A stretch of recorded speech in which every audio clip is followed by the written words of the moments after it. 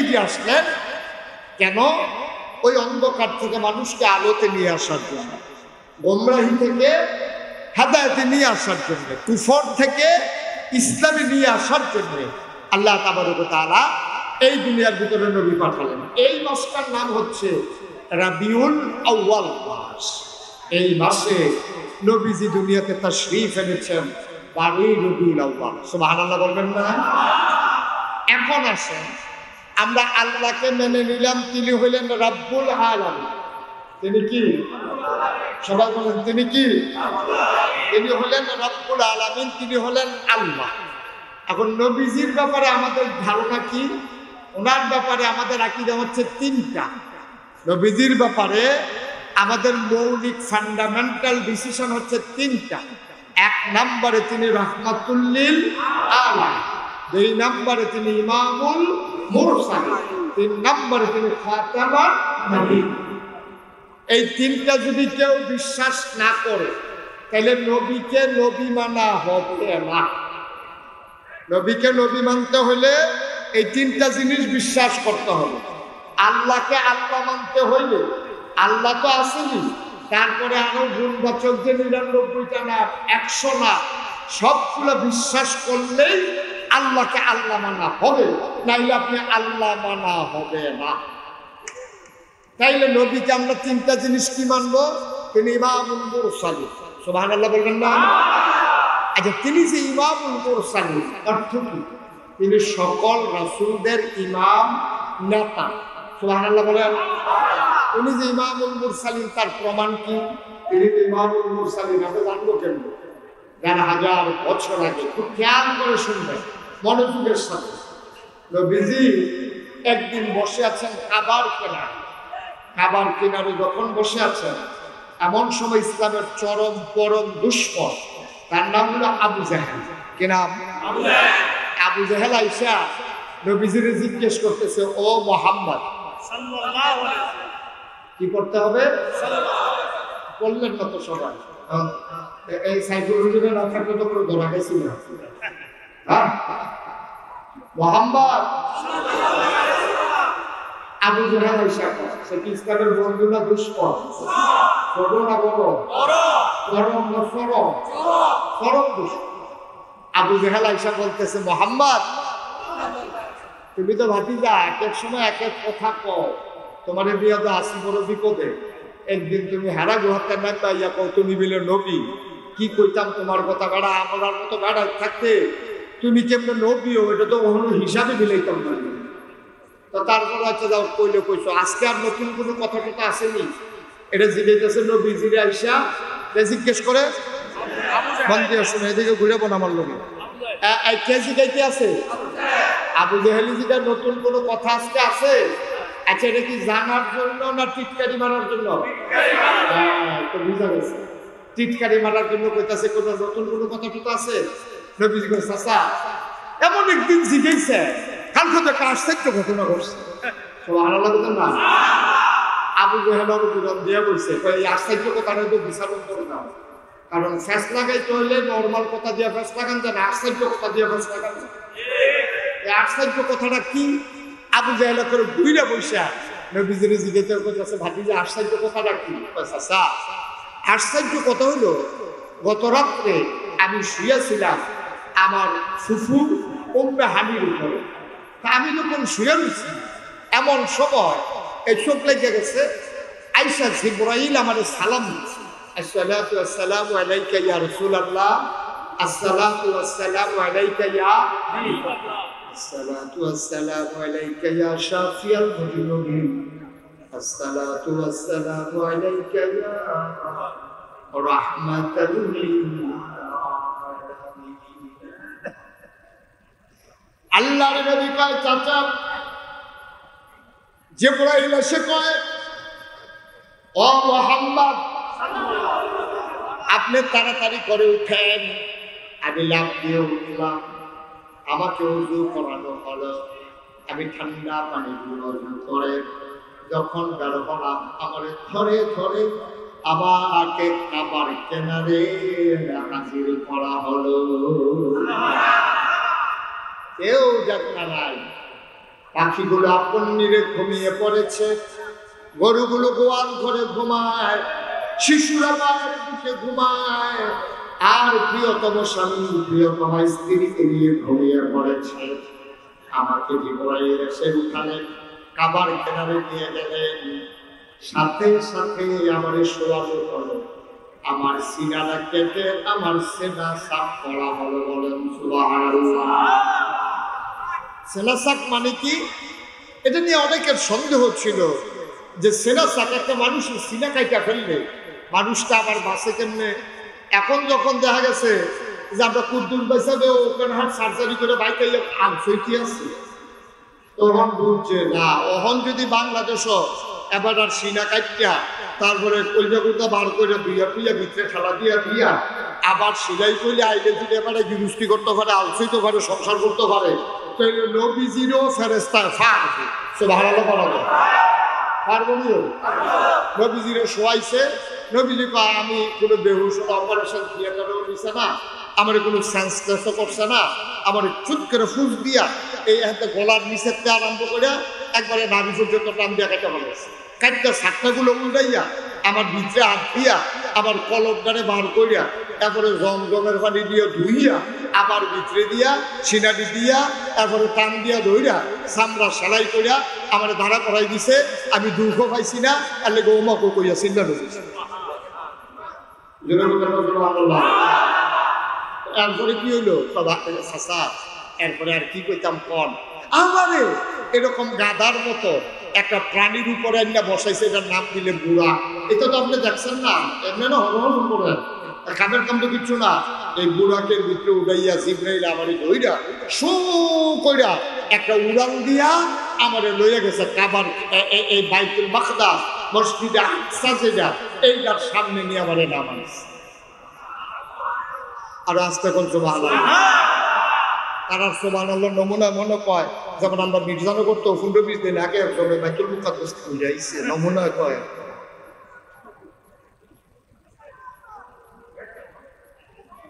এই জায়গাটা যে সোজা একটা টান দিয়া নিয়ে সেটা আমার নিয়ে ওইখানে নামাইছে। দুইটা বর্ণনা আসছে যে 60 দিনের রাস্তা একটা উটের পিঠে করে যদি কেউ নর্মাল গতিতে চালাই যায়, তাহলে ইয়া থেকে আপনার মক্কা থেকে মসজিদে আকসা যাইতে 60 দিন লাগবে। কয়দিন কথা বলো, কয়দিন? আরেকটা বর্ণনা আসছে আইতে যাইতে লাগবে 60 দিন। তো আইতে যাইতে যদি লাগে 60 দিন, আইতে যদি লাগে 60 দিন, কয়দিন হইছে? আর যাইতে যদি 30 দিন, আইতে 30 দিন, 60 দিন। আর যদি 2-3 দিন থাকে, এটা তো লগে যুগ হইব। নবীজি গত রাইতে এই ঘটনা ঘটছে যে আমাদের লইয়া গেছে। আবু জাহেল বুদ্ধিমান মানুষ তো, এবার হিসাব মিলাই লেছে, তুমি ওখান খুব আমি না আপনার সামনে বইয়া রয়েছি। বেড়া যাইতে লাগে 30 দিন, আইতে লাগে 30 দিন। গত রাইতে তোমার এই ঘটনা ঘটছে, তুমি আমার সামনে বইয়া রয়েছ। আচ্ছা শেষ করো, কথাটা শেষ করলে আর পরে বুঝলো আপনার যে একটা ফ্যাস লাগবো, এতে কোনো সন্দেহ নাই। যায় নতুন কিছু মুসলমান হয়েছি, এগুলো সোডানের মতো একটা লাইন করতে আছে। নাউজুবিল্লাহ কোন কেন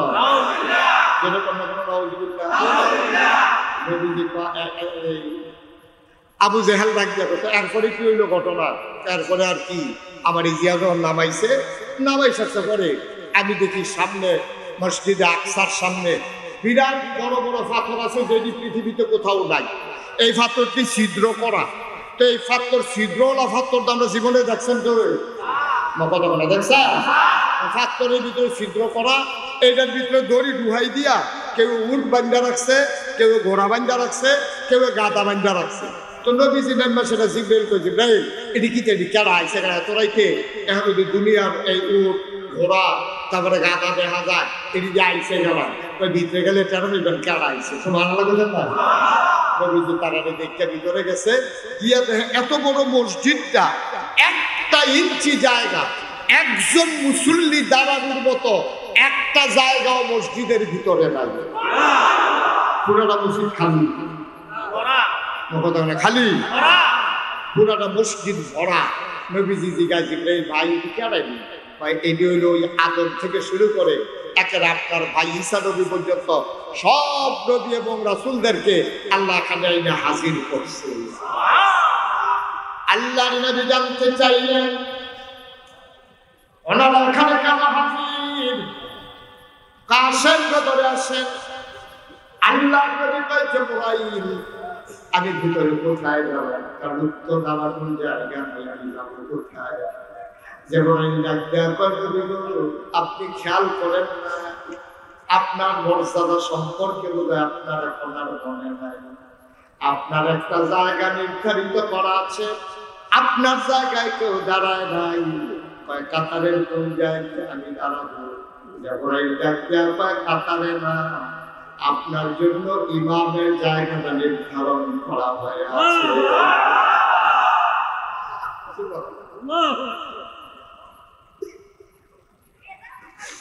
আল্লাহ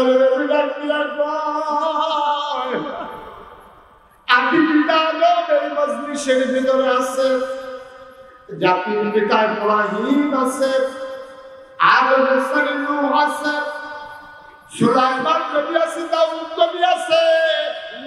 সব নবী থাকার পরে ইমামতির জায়গা আমার জন্য কেন খালি? আপনার বোধহয় মনে হয় নাই আল্লাহ তাবারক ওয়া তাআলা আপনাকে উপাধি দিয়েছেন ইমামুল মুরসালিন। এতদিন ছিল এটা কথার কথা, আপনি যে ইমামুল মুরসালিন এটা ছিল এতদিন কথা, আর এটার বাস্তব প্রমাণ দেওয়ার জন্য সকল রাসূলকে মুসল্লি বানাইয়া আপনাকে ইমাম বানাইয়া নামাজ পড়াইয়া প্রমাণ হয়ে যাবে আপনি ইমামুল মুরসালিন।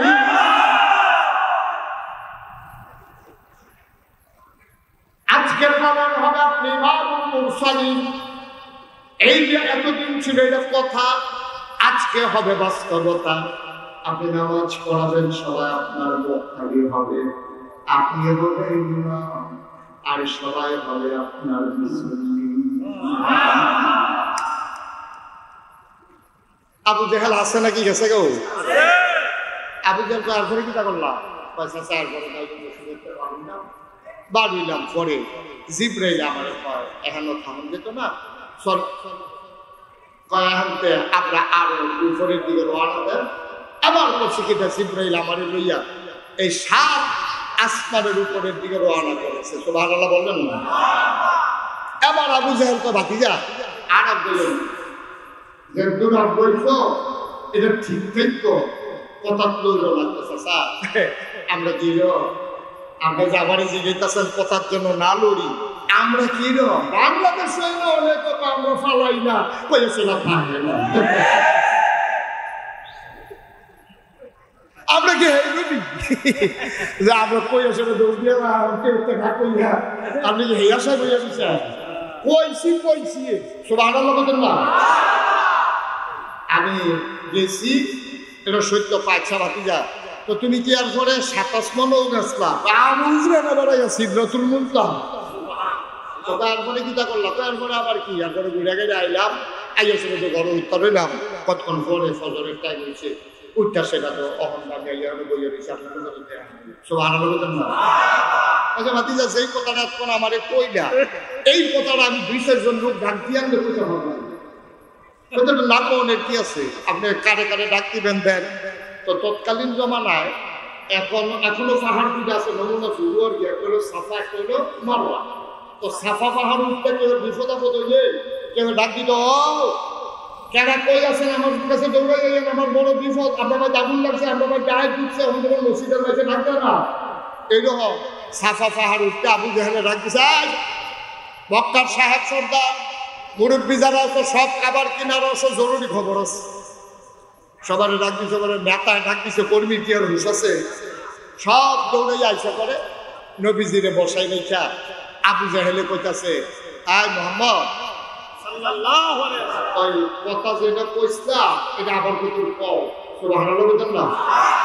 নবীজি কও কথা তো হেই দে গত রাতে আমি ঘর হুড়ে করে উত্তরেছি, আমার ডাক দেওয়া করছে ওই করে শাসি করে কাবা করে কিনারও নিচে সিনাটা কাটতে সিনা সাফ কইরা তারপরে আমার হয়ে গেছে গা 10 দিন আকসারে না হ্যাঁ করে 27 লোক করে সিদ্ধাতুল মুনতাহা আমি আইছি কথা তো এই দে। তো আবু জাহেল তো শুনছুনি তোমরা কথা সব? কই জি শুনছি। কই কিতা কইলো? গত রাইতে গিয়া মসজিদে আকসা আর উঠলে কইছে হেরি তো দরকার নাই এই আমরার ভিতরে মসজিদে আকসার দেশত কাটারে একটা উঠতে ভাই সাহেব আমি কালুকে আইছি তোর কয়দিন লাগছে যাইতে লাগছে 30 দিন আইতে লাগছে কতদিন তো মোহাম্মদে কি তারা বলল রাম এবারে গত রাইতে গেছে হলদিলে আমার সামনে বলে রয়েছে আমি যে কই পাগল তোরা তো কথা বলে আমি যে মোহাম্মদকে পাগল কই তোরা তো বুঝাইতাম পারি না এবার বুঝো পাগল কারে কয় ওরা 60 দিনের রাস্তা এবারে বলে মাইগ্রেট রওনা দিয়ে ফজরের আগে বলে ঘুরে গেলে ইয়া হত্যা হয়েছে এটি বুঝি কথা নেই এটি বিশ্বাস করানোর মতো কথা নেই তোরা এক এখন যারা মক্কার নেতা টেতা আছে তারা কইতেছে ভাই সাহেব আপনি আমরাও জমখান গিরতে আপনি যেমন পাগল কোন আমরা কি ভালো করি আমরা তো কোনো পাগলে করি সুতরাং আমরা কোনো এবারে ভাড়া করি না এবারে লইয়া বেশি না আছে আবু বকর ভাই সাহেব আবু বকর ভাই সাহেব এবারে লইয়া বেশি পাগল হয়েছে এবারে ডাক দিয়ে কতটা হলাই দেন তাহলে এবারে পরে ইসলাম শিক্ষা দেবো নদী আর নাম তো নাম মিলে কথা না এবার একজন কইছে আরে দৌড় দিয়ে গিয়া আবু বকরে ডাক দিয়া লইয়া তা আবু বকর সিদ্দিক ঘরে বইয়া রয়েছে এমন তো একজনে ডাক দিছে ভাই সাহেব বাঁচিও আবু বকর সিদ্দিক কেরা আমি আসতাম আবু জেহেল ভাই সাহেব কইছে আপনারা কাবা ঘরের সামনে যাইতে তা আবু বকর সিদ্দিক দৌড় দিছে মজলিস এসে দেখে চতুর্দিক দিয়ে সব নেতারা বইয়া রয়েছে কাবা ঘরের ভিতরে হেলান দিয়া আমার নবীজি চুপ মেরে বসে আছে প্রশান্ত চেহারা মনে হয় যেন ওই চোখের পাতার গুলো যখন পলক পড়ে মনে হয় যেন নির্বন্ধ বাতাসে গোলাপ পাপড়ি দৌড় খাইতেছে মনে হয় যেন চতুর্দশী পূর্ণিমার 4টা স্নিগ্ধ বদন নিয়া প্রশান্ত চিত্তে কাবার কিনারে তিনি বসে আছেন সুবহানাল্লাহ বলবেন না আবু বকর সিদ্দিক যখন নবীজিরে দেখছে দেখে আবু বকর সিদ্দিক কোনো দিকে খেয়াল না করিয়া নবীজিরে সালাম দিছে আসসালামু আলাইকা ইয়া রাসূলুল্লাহ আসসালাতু ওয়াসসালামু আলাইকা ইয়া হাবিবাল্লাহ الصلاة والسلام عليك يا شافي المذنبين الصلاة والسلام عليك يا رحمة للعالمين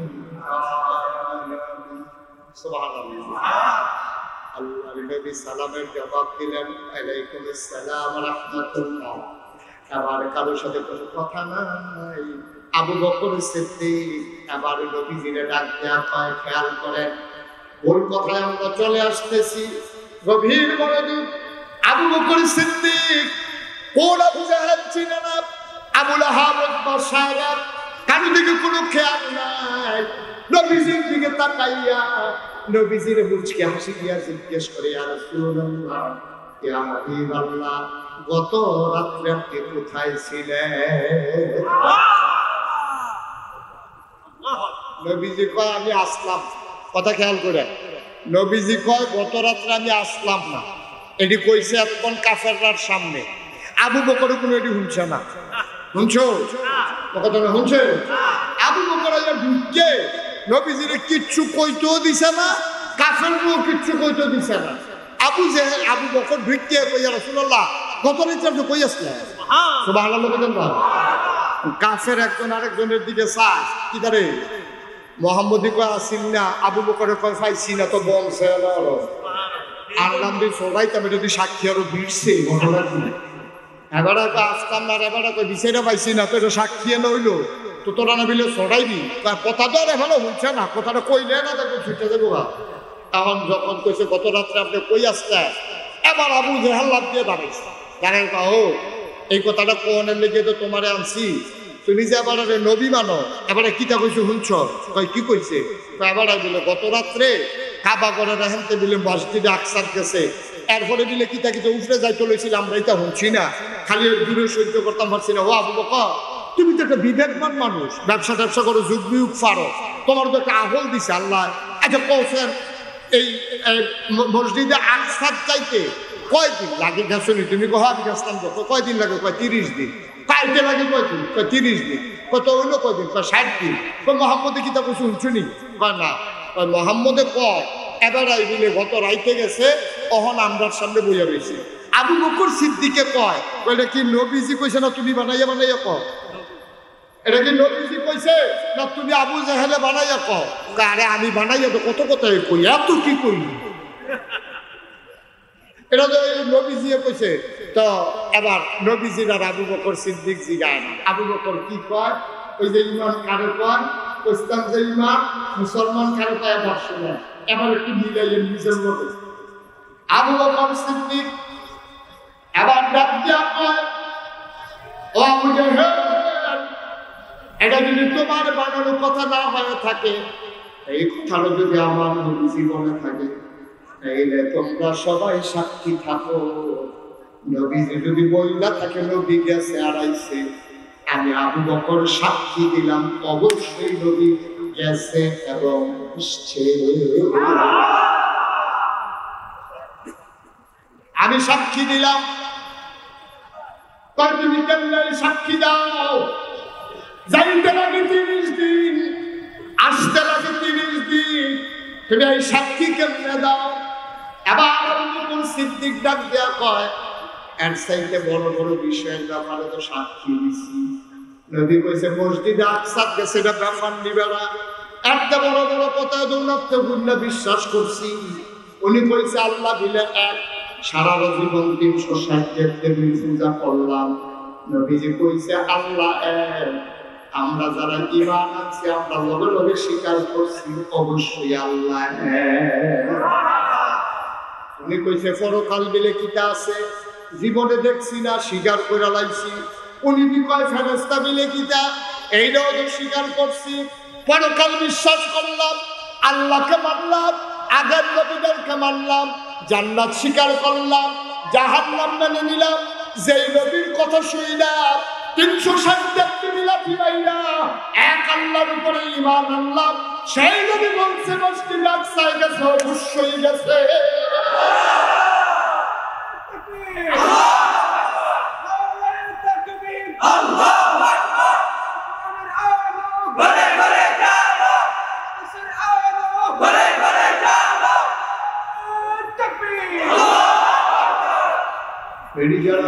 মুসলমান,